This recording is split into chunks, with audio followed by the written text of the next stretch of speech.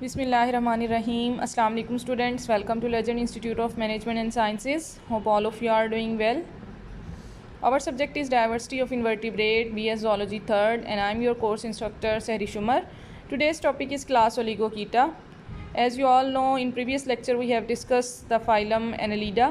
ठीक है, phylum Annelida में हमने क्लास पोलीकीटा की डिटेल जो है वो डिस्कस की थी। उसके सिस्टम्स को हमने जो है वो प्रीवियस लेक्चर के अंदर डिटेल में डिस्कस कर लिया था। होप सो स्टूडेंट वो आपको अच्छे से समझ आ गया होगा। कोई भी प्रॉब्लम हो आप लाजमी मुझसे डिस्कस ज़रूर किया करें। ठीक है, आज जो हमने वो बेसिकली डिस्कस करना है, ठीक है स्टूडेंट्स, तो आज हमने जो क्लास ओलिगोकीटा डिस्कस करनी है उसके अंदर हमने जो है पहले इसके बेसिक कैरेक्टर्स हम देखेंगे। ओलिगोकीटा के अंदर हमारे पास जो कॉमन एग्जांपल आ जाती है वो है अर्थवॉर्म। ठीक है, तो हम अर्थवॉर्म के लिहाज से इसके सिस्टम्स को जो है वो डिटेल से डिस्कस करेंगे। अगर हम इसके लिटरल मीनिंग की तरफ जाएँ तो हम कहते हैं ओलिगो का मतलब होता है फ्यू, और कीटा आपको पहले भी बताया कि हेयर लाइक स्ट्रक्चर या आप सेगमेंट्स को बोलते हैं। ठीक है, तो ये हमारे पास जो ओलिगोकीटा है इसके अंदर चूँकि चंद सेगमेंट पाए जाते हैं, मतलब आप कह सकते हैं लिमिटेड क्वांटिटी में होते हैं, इसलिए हम इसको जो कह सकते हैं कि ये ओलिगोकीटा है। ठीक है, और इसके अंदर आप अगर इसके जनरल कैरेक्टरिस्टिक्स देखें तो इसके अंदर फ्यू सीटी पर सेगमेंट होते हैं। अर्थवॉर्म जो है वो एकेडमिकली इसका जो मीनिंग है वो इनकरेक्ट सा नज़र आता है, क्योंकि अर्थवॉर्म नाम से ज़ाहिर हो रहा है कि ऐसा वॉर्म जो ज़मीन पर पाया जाए, लेकिन ये एक्वाटिक भी होते हैं और पैरासिटिक भी होते हैं। इसका मतलब है कि ये कुछ जो है वो इनकरेक्ट सी टर्म है। इसके अलावा ये मोनोशियस हैं, मींस के सेम ऑर्गेनिज्म के अंदर ये सेम इंडिविजुअल के अंदर दोनों तरह की सेक्सेस पाई जाती हैं, मेल और फीमेल गैमीट्स बनते हैं, लेकिन इनके अंदर सेल्फ फर्टिलाइजेशन नहीं बल्कि क्रॉस फर्टिलाइजेशन होती है। ठीक है, उसके अलावा इनके अंदर मोस्ट हाईली जो है वो ये ऑर्गेनाइज्ड एनिमल हैं जिनके अंदर रीजनरेशन भी हो सकती है, और इसके अंदर एक स्ट्रक्चर स्पेशल स्ट्रक्चर पाया जाता है दैट इज़ कॉल्ड क्लाइटेलम। ठीक है, ये आपको स्ट्रक्चर नज़र आ रहा है दैट इज़ क्लाइटेलम। ये क्लाइटेलम क्या काम करता है, ये बेसिकली सिक्रीशन में इन्वॉल्व है, म्यूकस की सिक्रीशन करता है ड्यूरिंग कॉपुलेशन, मतलब जब मेटिंग हो रही होती है, ड्यूरिंग सेक्सुअल रिप्रोडक्शन जब मेटिंग होती है तो उस दौरान ये क्लाइटेलम म्यूकस सिक्रीट करता है, और उसके साथ साथ ये जो है वो कोकोन फॉर्मेशन में भी इन्वॉल्व है। कोकोन जो है वो एक होल को कह सकते हैं जिसके अंदर जो है वो डेवलपमेंट होती है इनकी, तो उसके अंदर बेसिकली ये क्लाइटेलम इन्वॉल्व होता है। ठीक है, उसके अलावा आपको यहाँ पर इसकी बॉडी का स्ट्रक्चर नज़र आ रहा है।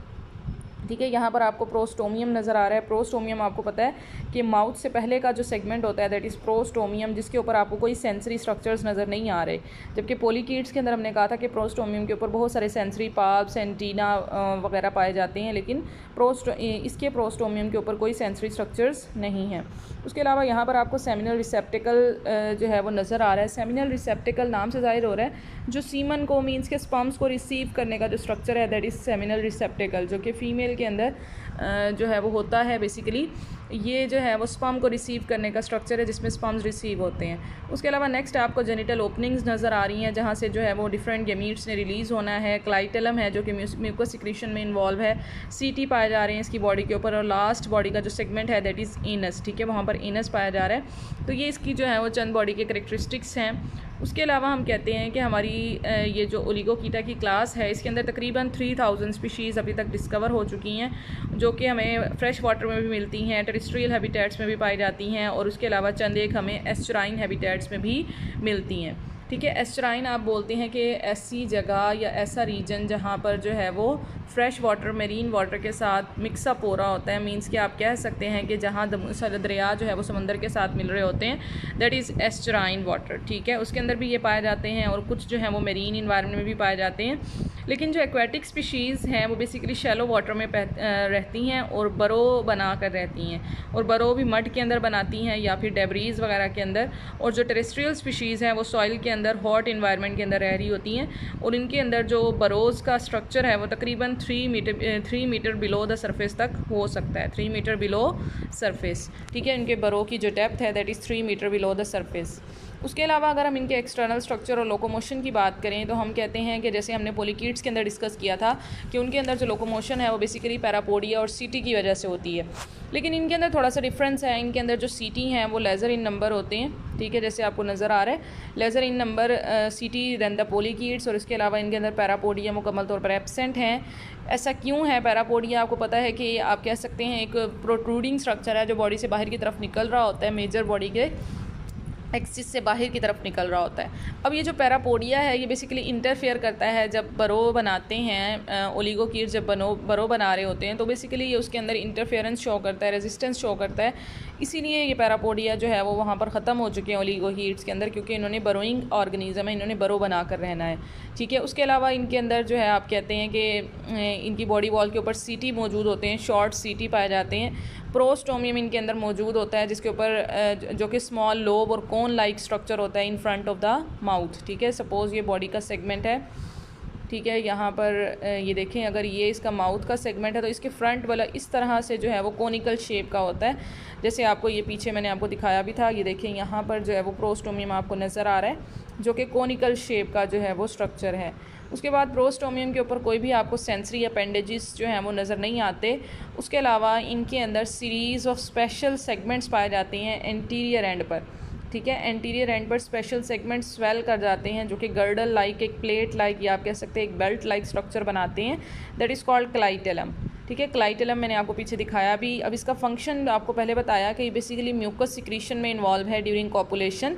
कॉपुलेशन मीन्स कि जब मेटिंग हो रही होती है, डिफरेंट ऑर्गेनिज्म जो है आपस में मेट कर रहे होते हैं, उस दौरान जो है वो म्यूकस सिक्रीशन में इन्वॉल्व है ये क्लाइटेलम। उसके अलावा ये फॉर्मेशन करता है कोकोन की, और ये नॉन लिविंग क्यूटिकल को भी सिक्रीट करता है बॉडी के ऊपर। ठीक है, तो ये हो गई इसकी जो है वो लोकोमोशन की बात। उसके बाद जो है वो स्ट्रक्चर्स की बात कर ली अभी तक हमने।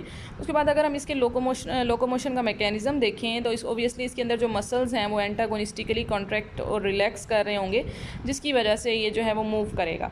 इसके अंदर भी दो तरह के मसल्स हैं, circular and longitudinal muscles contract antagonistically, means कि अगर एक रिलैक्स करेगा तो दूसरा कॉन्ट्रैक्ट करेगा, जिसकी वजह से वेव्स ऑफ कंट्रैक्शन जो है वो रियर से फ्रंट साइड की तरफ मूव करेगी। रियर से फ्रंट मतलब बैक से फ्रंट, जो वॉर्म की बॉडी है उसमें बैक से फ्रंट की तरफ जो है वो इसकी वेव ऑफ कंट्रैक्शन मूव करेगी, जिसकी वजह से इसकी बॉडी आगे की तरफ पुश होगी।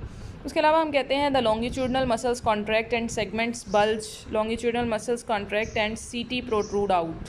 ठीक है, कि जब लॉन्गिट्यूडनल मसल्स कॉन्ट्रैक्ट करते हैं तो इसके जो सीटी हैं वो बाहर की तरफ निकल आते हैं, और इसकी जो बॉडी है वो बल्ज कर जाती है। बल्ज मतलब बाहर की तरफ उभर आती है। सपोज़ ये इसकी बॉडी है, तो जैसे ही इसके लॉन्गिट्यूडनल मसल्स कॉन्ट्रैक्ट करते हैं तो इसकी बॉडी इस तरह से बल्ज आउट हो जाती है।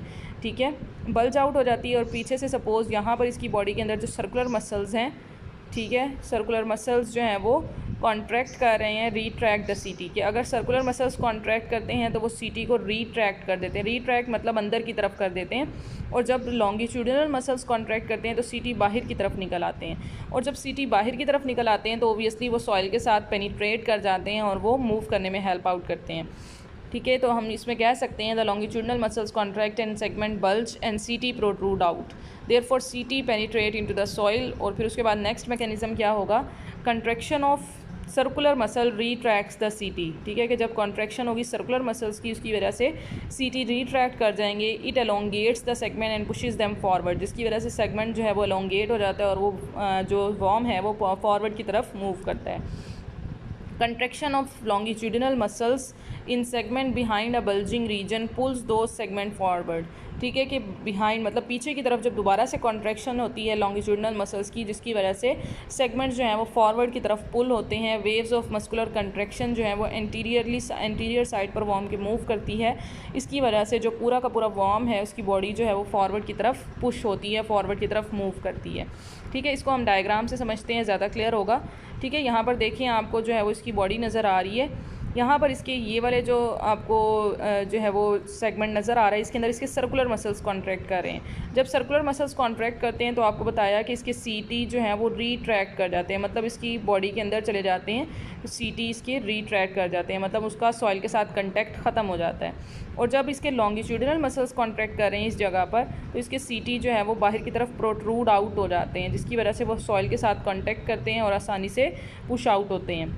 ठीक है, उसी तरह से फिर दोबारा से सर्कुलर मसल्स कॉन्ट्रैक्ट कर रहे हैं, लॉन्गिट्यूडिनल मसल्स कॉन्ट्रैक्ट कर रहे हैं, जिसकी वजह से पुशिंग हो रही है, फॉरवर्ड की तरफ जो है वो इसकी बॉडी पुश हो रही है। यहाँ पर देखें कि इसकी बॉडी जो है वो फॉरवर्ड यहाँ से यहाँ जा रही है। ठीक है, तो इस तरह से इसकी बॉडी की जो है वो मूवमेंट होती है, लोकोमोशन होती है।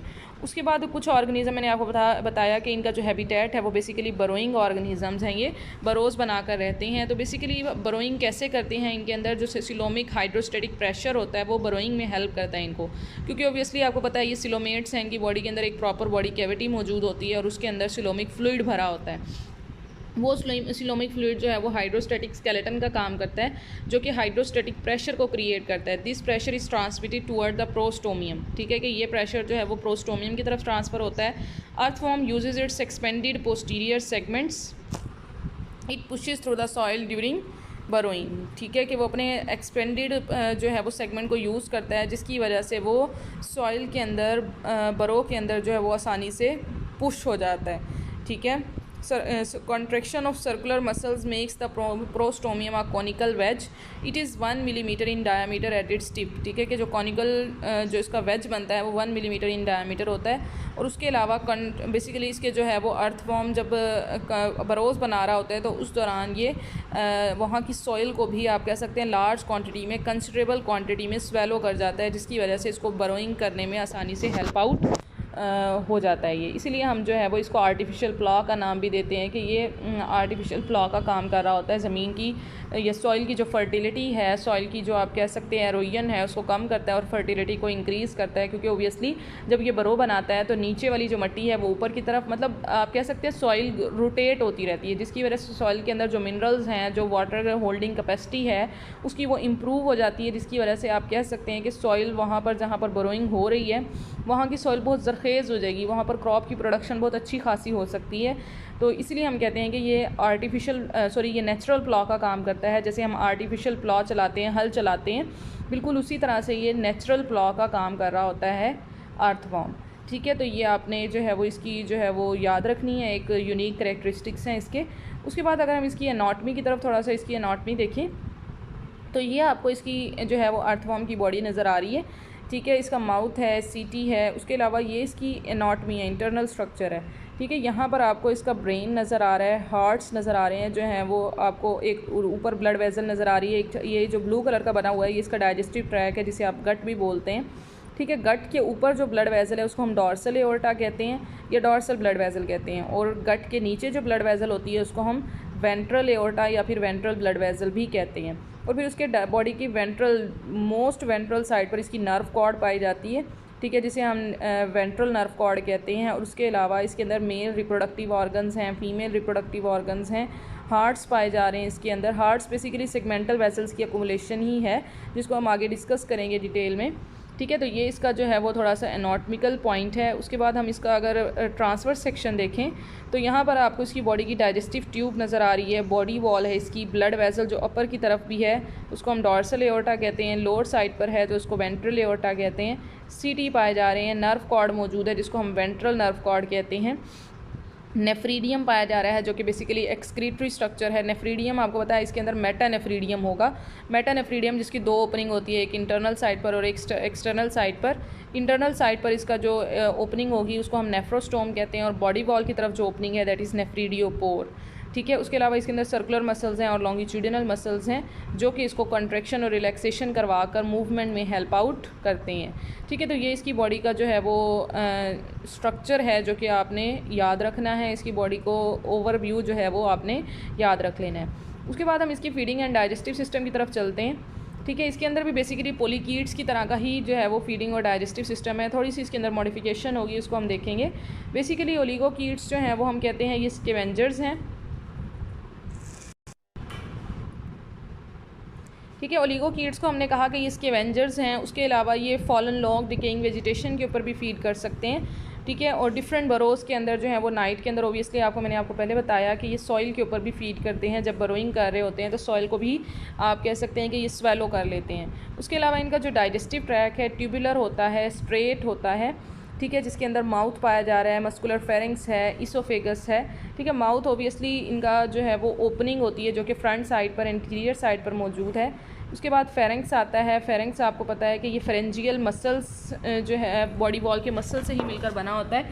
फेरिंग्स जो है वो पंपिंग ऑर्गन के तौर पर काम कर रहा होता है जो फूड को इंजेस्ट करने में हेल्प करता है इनको, ठीक है। उसके बाद फेरिंग्स जो है वो पंप कर देता है फूड को एसोफेगस की तरफ। एसोफेगस हमारे पास एक नैरो ट्यूबुलर स्ट्रक्चर होता है, ठीक है। उसके अंदर हमारे पास, उसके बाद जो है हमारे पास स्टमक आता है। स्टमक के बाद हमारे पास क्रॉप है, गिजर्ड है, ठीक है। क्रॉप को आप कहते हैं कि ये थिन वॉल्ड स्टोरेज स्ट्रक्चर है, जैसे हमने पोलीकीटा के अंदर भी डिस्कस किया था कि बेसिकली इसका सिर्फ फंक्शन जो है वो स्टोरेज का काम करता है। ये गिजर्ड आप कहते हैं कि ये मस्कुलर ग्राइंडिंग स्ट्रक्चर है जो डिफरेंट सॉलिड सब्सटेंसेस को, सॉलिड फूड पार्टिकल्स को ग्राइंड करने में हेल्प करता है, ठीक है। उसके बाद गिजर्ड को हम थोड़ा सा जो है वो थोड़ा एलेबोरेट करें तो हम कहते हैं कि इसके अंदर कैल्सीफेरस ग्लैंड्स पाए जाते हैं, ठीक है। ये कैल्सीफेरस ग्लैंड बेसिकली इन्वेजिनेशन होती है एसोफेजियल वॉल की, ठीक है। कैल्सीफेरस ग्लैंड होते हैं और ये बेसिकली एक्सेस कैल्शियम को एब्जॉर्ब करते हैं फ्रॉम फूड, ठीक है। They are use to remove excess calcium absorb from food, ठीक है। रिमूव करने में, ये एक्सेस कैल्शियम को रिमूव करने में हेल्प करते हैं।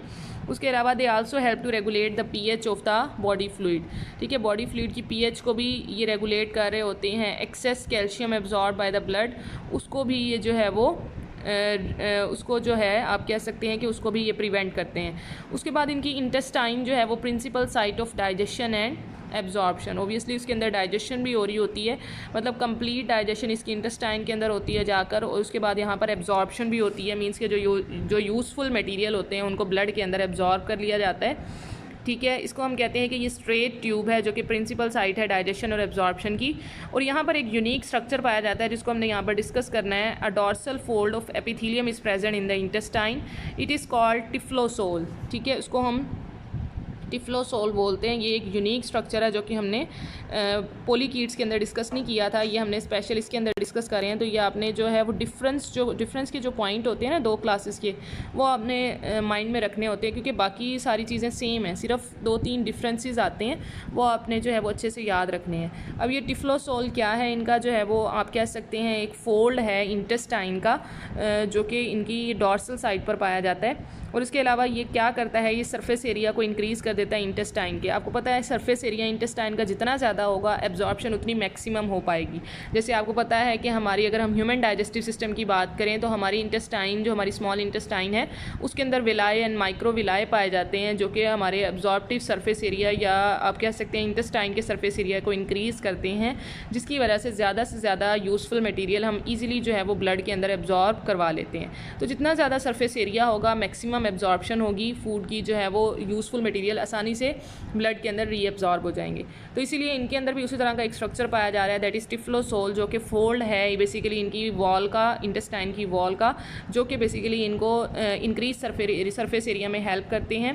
और इसके अलावा इंटेस्टाइन जो है वो एंड हो जाती है एनस की तरफ जाकर, ठीक है। तो ये इसका जो है वो डाइजेस्टिव ट्यूब का स्ट्रक्चर है। अगर हम इसको डायग्राम से देखें, ठीक है, यहाँ पर देखें आपको फ्रंट में माउथ नज़र आ रहा है, ठीक है। प्रोस्टोमियम पहले वाला, माउथ से पहले का जो सेगमेंट होता है उसको प्रोस्टोमियम कहते हैं, और जो माउथ वाला सेगमेंट होता है आपको पता है उसको पेरिस्टोमियम बोलते हैं। तो बेसिकली माउथ जो है पेरिस्टोमियम में पाया जाता है। उसके बाद बक्कल कैविटी आपको नज़र आ रही है, मीन्स के जिसमें फेरेंक्स होगा, ये देखें आपको फेरेंक्स नज़र आ रहा है, ठीक है। उसके बाद हमारे पास एसोफेगस होगा, फिर एसोफेगस ये रहा आपको नज़र आ रहा है। उसके बाद आपका स्टमक स्टार्ट होगा, ठीक है। स्टमक के बाद आपके पास क्रॉप आती है, गिजर्ड है, ठीक है। गिजर्ड के बाद आपकी इंटेस्टाइन जो है वो इसके अंदर जो ओलिगोकीट्स हैं उनकी इंटेस्टाइन स्टार्ट हो रही है, ये देखें इंटेस्टाइन है, ठीक है। और इंटेस्टाइन जो है वो लास्ट सेगमेंट के अंदर जाकर एंड होगी जहाँ पर एनस ओपन होगा, ठीक है, जहाँ से waste material in the form of faeces जो है वो रिलीज़ आउट हो जाएंगे। उसके अलावा अगर हम यहाँ पर कुछ और स्ट्रक्चर भी डिटेल में डिस्कस करना चाहें, जैसे आपको नज़र आ रहा है कि यहाँ पर इनके अंदर ब्रेन पाया जा रहा है, ठीक है। इसके अंदर जो है वो हार्ट्स के स्ट्रक्चर हैं, जैसे मैंने आपको बताया था कि इसके अंदर सेगमेंटल वेजल्स ही जो हैं वो मिलकर हार्ट बना रही होती हैं, ठीक है। एपिडर्मिस है, इसके ऊपर सर्कुलर और लॉन्गिट्यूडिनल मसल्स हैं, और इसकी जो आप कहते हैं कि जो अबव वाली साइड पर जो डाइजेस्टिव सिस्टम या डाइजेस्टिव ट्रैक के ऊपर जो वेजल पाई जाती है उसको हम डॉर्सल एओर्टा कहते हैं, और उसके नीचे जो पाई जा रही है दैट इज़ वेंट्रल एओर्टा। और इसके अलावा इसके अंदर नेफ्रीडिया होगा जो बेसिकली मेटानेफ्रीडियम होता है, जिसके अंदर 2 तरह की ओपनिंग होती हैं, ठीक है। इसको डिटेल में हमने नेक्स्ट जो है वो टॉपिक के अंदर डिस्कस भी करना है। नेक्स्ट जो हमारा मेन टॉपिक है that is gas exchange and circulation, ठीक है। गैस एक्सचेंज और सर्कुलेशन की बात करें कि हमारे जो ये ओलिगोकीट्स हैं, इनके अंदर गैस एक्सचेंज बेसिकली इनकी स्किन के थ्रू ही, आप कह सकते हैं बॉडी वॉल के थ्रू ही हो रही होती है। बॉडी वॉल जो है वो रेस्पिरेटरी गैसेस को डिफ्यूज़ करती है और इसके अलावा इनके अंदर पैरापोडिया पाए जाती हैं। अगर पीछे हमने डिस्कस किया कि इनके अंदर पैरापोडिया एब्सेंट होते हैं, लेकिन अगर मौजूद होंगे किसी ऑर्गेनिज्म के अंदर तो वो बेसिकली क्या फंक्शन कर रहे होते हैं, वो इनके सरफेस एरिया को इंक्रीज़ कर रहे होते हैं फॉर गैस एक्सचेंज। उसके अलावा इनके अंदर क्लोज्ड सर्कुलेटरी सिस्टम है। क्लोज्ड मीन्स कि इनके अंदर ब्लड वेजल्स पाई जा रही हैं जो कि डायरेक्टली जो है, जिसकी वजह से डायरेक्टली ब्लड जो है वो टिश्यूज़ और साइनसेस में फ़्लो नहीं करता, that is closed circulatory system. उसके अलावा oxygen is carried by respiratory pigment, और इसके अंदर जो ऑक्सीजन है वो डायरेक्टली प्लाज्मा में डिज़ोल्व हो जाती है। ब्लड सेल्स पाए जाते हैं इनके अंदर। ब्लड इनका कलरलेस भी हो सकता है, ग्रीन कलर का या फिर रेड कलर का, depending upon the respiratory pigment. Means कि जैसा रेस्पिरेटरी पिगमेंट होगा उसी तरह का इनके अंदर ब्लड का कलर होगा। उसके अलावा अगर हम इनका flow of circulation pattern discuss करें कि ब्लड किस तरह से या कहाँ से कहाँ फ़्लो कर रहा होता है, तो सबसे पहले डॉर्सल एओर्टा है, then ventral aorta, heart, segmental vessels and capillaries. पीछे जो हमने पोलिकीटा का सर्कुलेशन डिस्कस किया था उसके अंदर हमने बेसिकली ये 4 टर्म्स डिस्कस की थी। उसके अंदर हमने हार्ट्स को डिस्कस नहीं किया था, तो इसके अंदर थोड़ी सी मज़ीद मॉडिफिकेशन आ गई है कि इसके अंदर जो सेगमेंटल वेजल्स हैं वही एक्यूमुलेट होकर हार्ट बना देती हैं, जिसको हमने पीछे डायग्राम्स में भी देखा था। तो हम कहते हैं कि सपोज़ ये इनका डाइजेस्टिव ट्रैक है या गट कैविटी है, ठीक है। गट कैविटी के ऊपर जो इनकी ब्लड वेजल पाई जाएगी उसको हम बोलते हैं डॉर्सल एओर्टा। सपोज़ ये ऊपर वाली वेजल है, दैट इज़ डॉर्सल एओर्टा, ठीक है। और इसके नीचे जो ब्लड वेजल पाई जाएगी उसको हम बोलते हैं वेंट्रल एओर्टा, ठीक है। अब ये जो डॉर्सल एओर्टा है, आपको पता है कि डॉर्सल एओर्टा को हम कहते हैं कि ये पोलिकीट्स का सर्कुलेटरी सिस्टम के अंदर कॉन्ट्रैक्टिंग एलिमेंट है जो कि just above the digestive track पाया जाता है, और ये प्रोपेल करता है ब्लड को फ्रॉम रियर टू फ्रंट, मतलब बैक से फ्रंट की तरफ ब्लड को लेकर आता है और वेंट्रल एओर्टा को देता है, ठीक है। फिर वेंट्रल एओर्टा क्या करता है, वेंट्रल एओर्टा डाइजेस्टिव ट्रैक के नीचे पाया जा रहा होता है और ये प्रोपेल करता है ब्लड को फ्रंट टू रियर, मतलब आगे से पीछे की तरफ जो है वो ब्लड को लेकर जाता है। और फिर यही जो हमारे पास सेगमेंटल वेजल्स हैं जो एक्सपेंड हो रही होती हैं वो कंट्रैक्टाइल जो होती हैं और वो बेसिकली मिलकर हार्ट्स बना रही होती हैं, जो कि ट्रांसफ़र करता है ब्लड को dorsal to ventral blood vessel. हमने अभी कहा कि डॉर्सल एओर्टा जो है वो वेंट्रल एओर्टा को ब्लड देती है,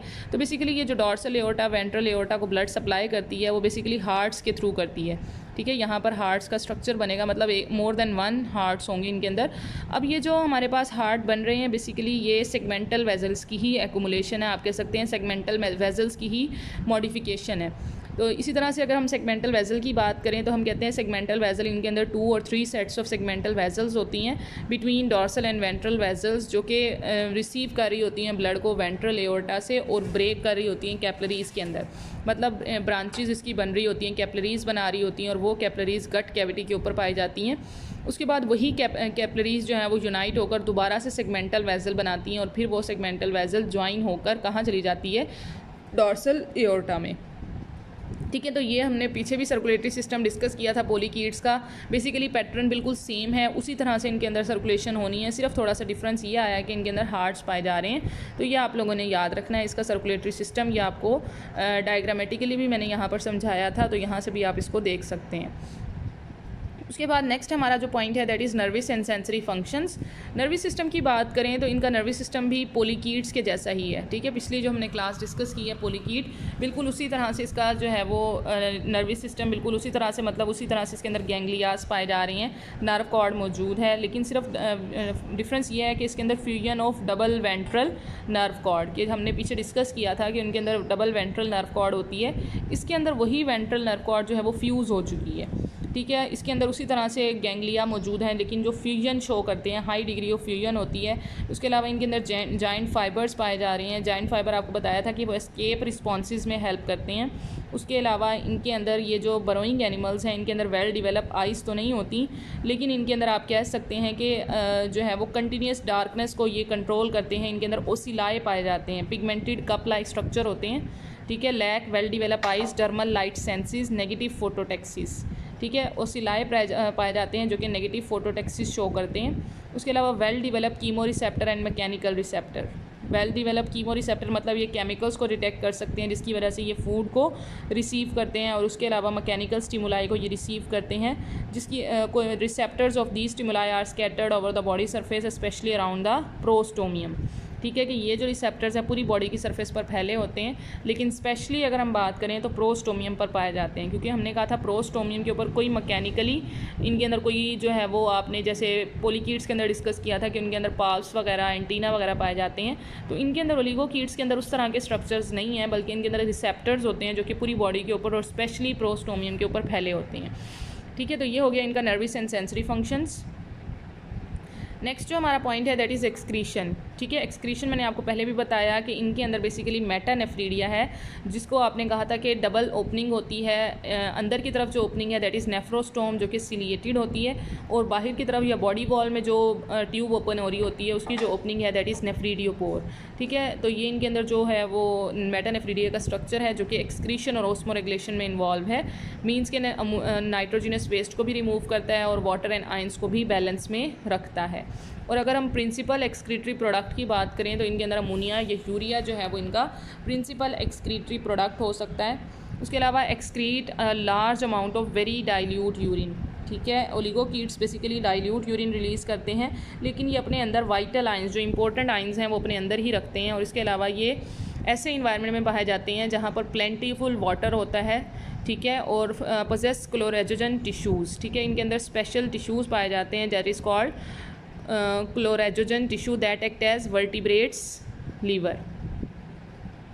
ठीक है, कि ये वर्टिब्रेट्स लीवर का काम कर रहे होते हैं। ये टिश्यूज़ बेसिकली कहाँ पाए जाते हैं, ये डॉर्सल ब्लड वेजल्स को सराउंड कर रहे होते हैं। आपको पता है डॉर्सल ब्लड वेजल जो ऊपर की तरफ पाई जा रही है ये वहीं उसके इर्द गिर्द पाए जाते हैं, उसको सराउंड कर रहे होते हैं। और ये जो टिश्यूज़ हैं बेसिकली अमाइनो एसिड के मेटाबॉलिज्म में इन्वॉल्व हैं। ठीक है, अमाइनो एसिड के मेटाबॉलिज्म में कैसे कि अमाइनो एसिड को आप कह सकते हैं ब्रेक डाउन करके वहाँ से नाइट्रोजन का जो कंपोनेंट है उसको रिलीज़ कर रहे होते हैं। मीन्स के डी अमाइनेशन में इन्वॉल्व हैं। डी अमाइनेशन करके अमोनिया को यूरिया में कन्वर्ट करते हैं। ठीक है, it deaminates the amino acid and converts ammonia to urea. आपको पता है अमोनिया को रिलीज़ करने के लिए ज़्यादा क्वांटिटी में वाटर चाहिए होता है और यूरिया को रिलीज़ करने के लिए कम क्वांटिटी में वाटर चाहिए, और वैसे भी यूरिया जो है वो लेस टॉक्सिक होता है एज़ कम्पेयर टू अमोनिया। इसके अलावा ये डिफरेंट कार्बोहाइड्रेट्स को भी ग्लाइकोजन में कन्वर्ट करता है और फैट्स में भी कन्वर्ट कर सकता है। ठीक है, तो आप कह सकते हैं कि लार्जर सब्सटेंसेस को स्मॉलर सब्सटेंसेस में कन्वर्ट करने में भी हेल्प आउट करता है। तो ये हो गया हमारे पास एक्सक्रीशन का पॉइंट। उसके बाद रिप्रोडक्शन देखें तो हम कहते हैं बेसिकली ये मोनोशियस हैं। मोनोशियस मीन्स सेम ऑर्गेनिज्म के अंदर दोनों तरह के गैमीट्स बन रहे हैं, मेल गैमीट्स भी और फीमेल गैमीट्स भी। उसके अलावा इनके अंदर कॉपुलेशन होती है, मीन्स के सेक्शुअल डेवलपमेंट के दौरान, सेक्शुअल रिप्रोडक्शन के दौरान ये आप कह सकते हैं क्रॉस फर्टिलाइजेशन करते हैं। ठीक है, 1 or 2 pairs of testes and 1 pair of ovaries are present on the anterior septum of some anterior segment। ठीक है, कि इनका जो anterior segments हैं उनके अंदर 1 या 2 pair of testes पाए जाते हैं और 1 pair of ovaries भी मौजूद होती है। क्योंकि ये मोनोशियस है तो दोनों तरह के जो हैं वो ऑर्गन्स, मेल और फीमेल ऑर्गन्स एक ही जो है वो इंडिविजुअल के अंदर पाए जा रहे हैं। उसके अलावा इनके अंदर स्पर्म डक्ट्स हैं, ओवी डक्ट हैं, जो कि सिलिएटेड फनल्स के थ्रू जो है वो ओपन हो रही होती हैं। It is use to draw segment into their male और फीमेल ट्यूब। ठीक है, कि ये जो हमारे पास स्पर्म डक्ट और ओवी डक्ट हैं ये मेल और फीमेल गैमीट्स को रिलीज़ करने में हेल्प करती हैं। उसके अलावा इनके अंदर सेमिनल रिसेप्टिकल पाई जाती हैं। ठीक है, सेमिनल रिसेप्टिकल वो स्ट्रक्चर है फीमेल के अंदर जो कि स्पर्म को रिसीव करता है। इसके अलावा ओवी सैक पाई जा रही है। ओवी सैक का काम क्या है, जो कि ओवी डक्ट के साथ कनेक्टेड होती है। ये बेसिकली एग को स्टोर करती है। ठीक है, और बिकम मैच्योर इन ओवी सैक, के एग यहीं पर स्टोर रहते हैं ओवी सैक के अंदर, और जब तक मैच्योर नहीं होते ये ओवी सैक के अंदर ही पाए जाएंगे। ठीक है, तो ये हमारे पास जो है इसका चंद जो है वो एक्सक्रीटरी स्ट्रक्चर ये रिप्रोडक्टिव स्ट्रक्चर हो गया। उसके बाद अगर हम इसकी रिप्रोडक्शन देखें कि इनके अंदर जो सेक्सुअल रिप्रोडक्शन हो रही है, हमने कहा कि कॉपुलेशन के ज़रिए से होती है, मेटिंग के ज़रिए से होती है। तो इनके अंदर जो रिप्रोडक्शन का पैटर्न है उसको हम देखते हैं, डायग्रामेटिकली समझते हैं। Any two earthworm can mate by joining together and fertilizing each other's egg। ठीक है, कि इस तरह से इनकी जो है वो मीटिंग होती है कि ये दो वॉर्म्स जो हैं वो लाइन अप हो जाते हैं ऑपोजिट डायरेक्शन के अंदर। वेंट्रल सर्फेसिस इनके एक दूसरे के साथ कांटेक्ट में आती हैं। ठीक है, और इनके जो जेनिटल सेगमेंट्स हैं वो एक दूसरे के साथ कांटेक्ट में आ रहे होते हैं। क्लाइटेलम जो है वो इनका म्यूकस को सिक्रीट करता है। आपको पता है क्लाइटेलम का फंक्शन जो है ड्यूरिंग कॉपुलेशन ये म्यूकस शीथ सिक्रीट करता है। ये शीथ जो है वो एंटीरियर हाफ्स को कवर कर लेती है, मतलब इसकी पूरी बॉडी को कवर कर लेती है। This sheet hold the worm in place, जिसकी वजह से वो वॉर्म जो हैं वो अपनी जगह पर होल्ड रह जाते हैं। और इसके अलावा इनके अंदर पेनाइल स्ट्रक्चर या जेनिटल सीटी मौजूद होते हैं जो कि इनके कॉन्टैक्ट को मज़ीद स्ट्रॉन्ग बना रहे होते हैं। अब जो मेल रिप्रोडक्टिव ऑर्गन होगा उसमें से स्पर्म डक्ट के थ्रू जो है स्पर्म रिलीज़ होंगे। स्पर्म ट्रैवल करेंगे वेंट्रल बॉडी की वॉल से और फिर वो सेमिनल वेसिकल तक मूव करेंगे। ठीक है, सेमिनल वेसिकल्स में आपको पता है कि ये मेल के अंदर ही पाया जाएगा और फिर वो सेमिनल वेसिकल के थ्रू रिलीज़ आउट होकर सेमिनल रिसेप्टिकल तक जाएंगे। सेमिनल रिसेप्टिकल आपको पता है कि वो स्ट्रक्चर है जहाँ पर स्पर्म्स ने रिसीव होना है इन फीमेल। ठीक है, अब ये जो ओलिगोकीट हैं इनके अंदर डायरेक्ट ट्रांसफ़र ऑफ स्पर्म होता है इनटू सेमिनल रिसेप्टिकल ड्यूरिंग कॉपुलेशन। ठीक है, कि डायरेक्टली जो है वो स्पर्म सेमिनल रिसेप्टिकल तक ट्रांसफ़र हो जाते हैं। कॉपुलेशन जो है वो 2 और 3 आवर्स तक जो है वो ये कंटिन्यू रहती है और उसके बाद एक्सचेंज ऑफ स्पर्म होता है। देखिए यहाँ पर इसको थोड़ा सा समरी भी दी हुई है इसकी। The two worms attach themselves to each other, worms exchange sperm and it is stored. जैसे मैंने आपको बताया कि वॉर्म जो है वो सेमिनल रिसेप्टिकल तक अपने स्पर्म पहुँचाएंगे और फिर वो स्पर्म वहाँ जाकर स्टोर हो जाएंगे। स्पर्म फर्टिलाइज एग इंटरनली इन क्लाइटेलम। ठीक है, कि स्पर्म्स जो हैं वो एग्स के पास पहुंचकर वहां जाकर जो है वो एग्स को फर्टिलाइज़ करेंगे। किस तरह से? हम कहते हैं कि क्लाइटेलम जैसे ही म्यूकस सिक्रीट करना शुरू करता है तो वो एक कोकोन बना देता है। कोकोन क्या है? कोकोन आपको बताया एक स्ट्रक्चर है, एक कवरिंग है, एक होल है जिसके अंदर इनकी डेवलपमेंट होनी है। ठीक है, अब ये जो कोकोन है for the deposition of eggs and sperm, ये जो स्ट्रक्चर होता है इसके अंदर स्पर्म्स भी मौजूद होते हैं और इसके अंदर एग्स भी पाए जाते हैं। ठीक है, अब ये जो क्लाइटेलम है ये एल्ब्यूमिन भी सिक्रीट करता है और उसके साथ साथ ये कोकोन की फॉर्मेशन को मज़ीद स्ट्रॉन्ग बनाता जाता है, जिसकी वजह से स्पर्म जो रिलीज़ हो रहे हैं वो सेमिनल रिसेप्टिकल तक पहुँच रहे हैं और वहाँ जाकर इनकी जो है वो एग्स की फर्टिलाइजेशन हो रही है। Fertilization occurs in the cocoon, the worms come out of the cocoon. ठीक है, कि जैसे ही फर्टिलाइजेशन हो जाएगी clitellum slips off worms body into the soil and becomes a cocoon. ठीक है, कि क्लाइटेलम वहाँ से बाहर निकल आएगा, वो एक कोकोन की शक्ल इख्तियार कर लेगा और कोकोन को जैसे ही फेवरेबल कंडीशंस मिलेंगी वो मैच्योर होकर वहाँ से एक कंप्लीट इंडिविजुअल बाहर आ जाएगा।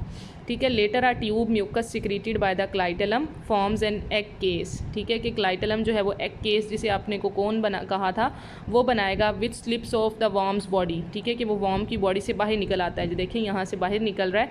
Young worm hatch out into the soil. ठीक है, फिर वहाँ से जो है वो यंग वॉर्म बाहर की तरफ निकल आता है। अब ये जो यंग वॉर्म के बनने का पैटर्न होगा ऑब्वियसली इसके अंदर डेवलपमेंट होगी। डेवलपमेंट हम कहते हैं कि इनके अंदर स्पाइरल क्लीवेज होगी। स्पाइरल क्लीवेज आपको पता है कि इनके अंदर रैंडम क्लीवेज होती है जिसकी वजह से जो ब्लास्टोमेयर्स बनते हैं वो अनइक्वल इन साइज़ होते हैं। उसके बाद लार्वा इनके अंदर बनता है, हैच आउट होता है, कुछ वीक्स के अंदर जो है वो हैच आउट हो जाता है। इसकी कोकोन फॉर्मेशन जहाँ से कोकोन है वहाँ से जो है वो लार्वा इसका बाहर की तरफ निकल आएगा, तो जिसकी वजह से हमारे पास जो है वो इसकी कंप्लीट डेवलपमेंट हो जाएगी। उसके बाद ये तो होगी इसकी सेक्सुअल रिप्रोडक्शन। अगर हम इसकी ए सेक्सुअल रिप्रोडक्शन की बात करें तो ओलिगोकीट्स कुछ ऐसे भी हैं जो ए सेक्सुअली रिप्रोड्यूस करते हैं। अगर ए सेक्सुअल की बात करें तो इनके अंदर ट्रांसवर्स डिवीजन होती है। जैसे मैंने आपको पोलिकीट्स के अंदर भी बताया था कि ट्रांसवर्स फिशन के ज़रिए से इनकी जो है वो रिप्रोडक्शन हो सकती है, ए सेक्सुअली रिप्रोड्यूस कर सकते हैं। कि जैसे ही ये 2 पार्ट्स में कट होंगे तो ये एंटीरियर हाफ और पोस्टीरियर हाफ जो है वो अपने बाकी पार्ट्स को रीजनरेट कर लेते हैं। तो इस तरह से इनके अंदर रीजनरेशन की कैपेसिटी है जिसकी वजह से ए सेक्सुअल रिप्रोडक्शन भी इनके अंदर पॉसिबल हो सकती है। बाकी थोड़ा सा जो है वो कॉम्प्लेक्स सा इनका मैकेनिज्म है सेक्सुअल रिप्रोडक्शन का, जिसके अंदर कॉपुलेशन का थोड़ा सा आपने जो है वो डिटेल समझनी है। इसको जब आप रीड करेंगे तो आपको ज़्यादा अच्छे से समझ आ जाएगा। होप सो स्टूडेंट आपको अच्छे से समझ आ गया होगा। कोई भी प्रॉब्लम हो, कोई भी आपको पॉइंट समझ ना आया हो तो लाजमी मुझसे डिस्कस करें। Thank you so much. अल्लाह हाफिज़।